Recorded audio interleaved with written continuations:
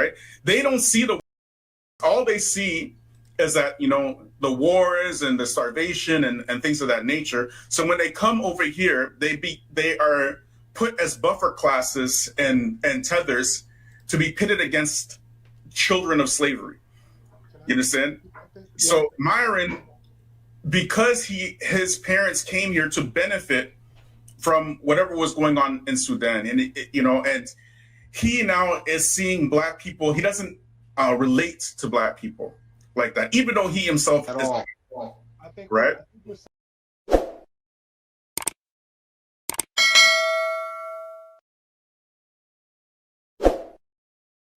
Yeah. Even Algerians too, as well. At least the northern half of it. Right. They see themselves closer to those guys than actual Africans, which makes sense. But then there's Egyptians, also known as Arabs, right? Yeah. But then there's Egyptians who also Exactly. I went to school with a lot of Egyptians who, like, their parents have told me, like, we are African. I don't care how close we are to the Middle East, we are Africans. So you do have a lot of northern Africans, Morocco, Algeria, Egypt, who will tell you we're African. I don't care how close we are to the Middle East. So it really depends on the individual family, the culture, because not all northern Africans also identify with being Arab as well. Not all. I know a lot that don't. Well, see, And what a lot of people don't know either is there's a difference in being Arabic and Muslim. Also, even though that both of them are often the exact, like, I won't say the exact, they all, like, most people who are Arabs follow in the Muslim or Islamic faith, but Arabic, that's one thing that people, I know a lot of Arabs who speak Arabic, but they're not Muslims, and some of them, they're even in like some Christian churches, which is surprises to me, because that's when I first found out. I'm like, yeah, he's like, no, because one of the guys I know who goes to Catholic church, he speaks Arabic, but he's Catholic, and I thought, wait a minute, Oh, wow. aren't you supposed to be Muslim? He's like, and that's my ignorance right there. I had no idea. I thought people, if you were Arabic, you're basically like a Muslim. That was my, like, you're in Islam and whatnot. I didn't know there was an actual difference between the two, so that was very interesting. But, like, so that's what I'm saying, because Myron's Arabic, but he also classifies himself as a Muslim. So Right. I just find that very, very interesting, because he doesn't live by the Muslim temple theory. Can I chime in here? Yep. All right. So excellent. who are you from the chat? So we know exactly who we're talking to, because we don't have names on this. This is the features.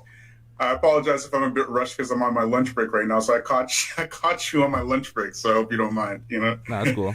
All right. So this book here, I'm not sure if you see it. It's called Defining Legends, and in the beginning of the book, it talks about the history of the Sudan, right, and how this type of northern southern Sudan issue came up. It essentially came up from colonizers trying to Christianize the Sudan.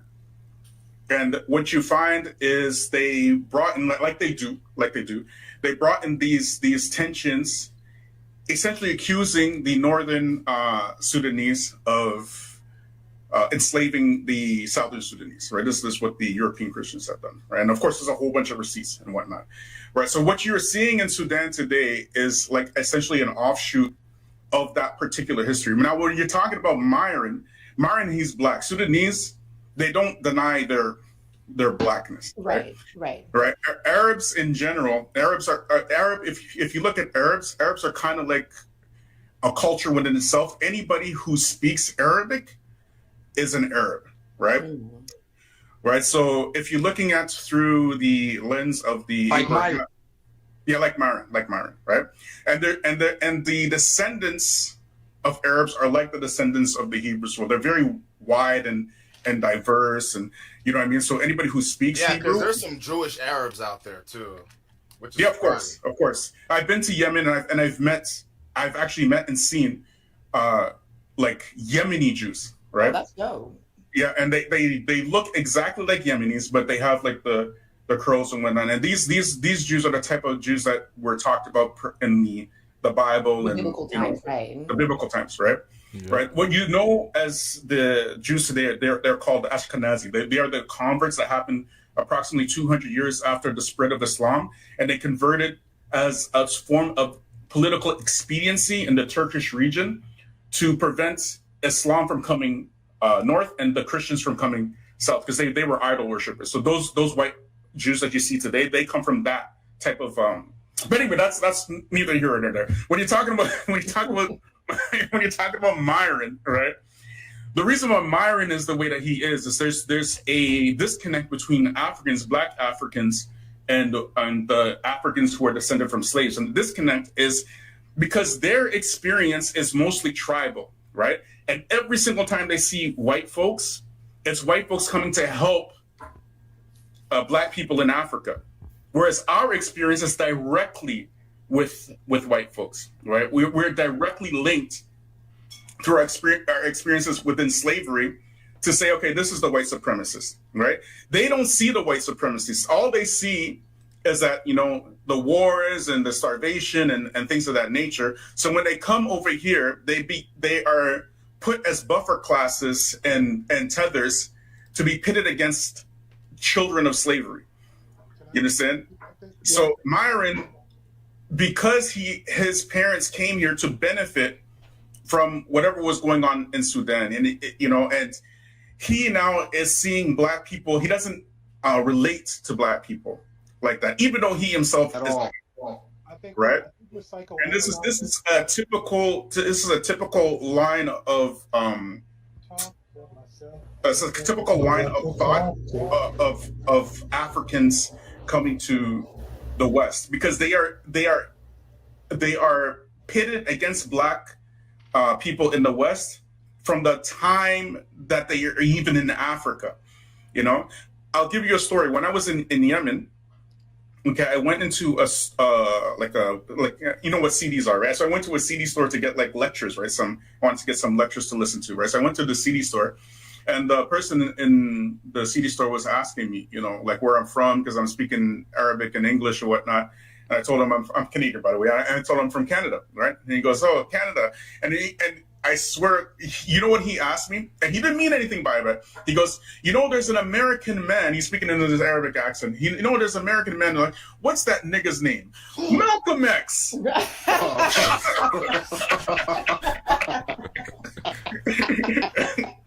True story. But he didn't mean anything by it, right? But the reason why he said that is because whenever people from the East see Black people, they see the most negative images of Black people before they get here. So they already have this idea. Why that is?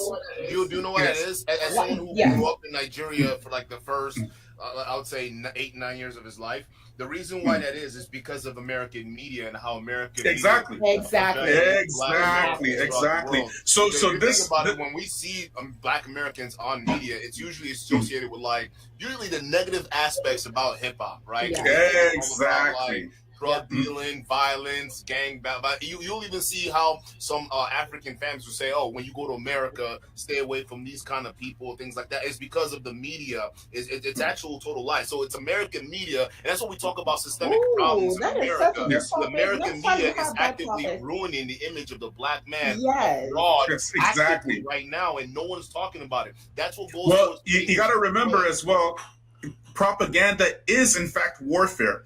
And what has happened in the West, it's a copy and paste system that's being presented throughout the world. And this is why you find Joe Biden, who is paying Pakistan right now $20 million to push LGBT. And it's going all throughout Africa to push LGBT, like his predecessor before him, Barack Obama. Because media itself and propaganda is a form of warfare. And these NGOs are involved in that. Right. So when you find these media outlets pushing the most negative aspects of Black culture, they're doing this intentionally, right, to make sure that the system of white supremacy is upheld. So I gotta go. All right. I appreciate. Shout out to you. Thank Shout you out so to you, much. man. It was very nice to meet you. Amazing. What you said was very informative. I really appreciate that. And thanks for turning your camera on. My pleasure. My pleasure. The pleasure is all mine. And I hope one day I get to go back and visit you guys again. And if you guys get a chance, read this book, Defining Legends, right? And it'll basically, it's a breakdown of how the Orientalists entered into Europe to try to split up Africans. And now that same system is being pushed by other Africans doing the same thing It's an amazing book. All Oh, right. okay, So just hang on for a Finding second, legends. bro. We have a super chat that is commenting on something that you said, is giving you some props. So let me just read this real quick. $10 super chat okay. from Anti-Gravity 74. Shout out to you. This brother is very knowledgeable about the region and is speaking facts. Arab is broad. Also, there's a difference between being Africans who fought Euros and those who didn't. Does he have a channel? So he's asking if you have a channel. Yeah, my channel is called The Features. That's FEACHAZ. And I deal with a lot of topics concerning white supremacy and Muslims, because I'm a Muslim myself, right? So I deal with it. I go very, very hard. Okay, so it's not for the faint of heart. It's very deep.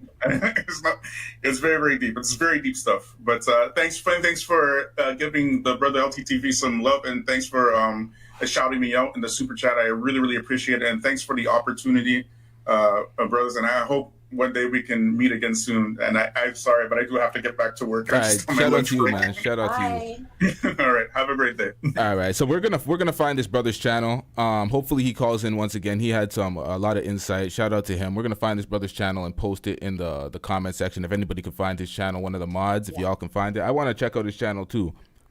So salute to him. Yeah, that's what's up.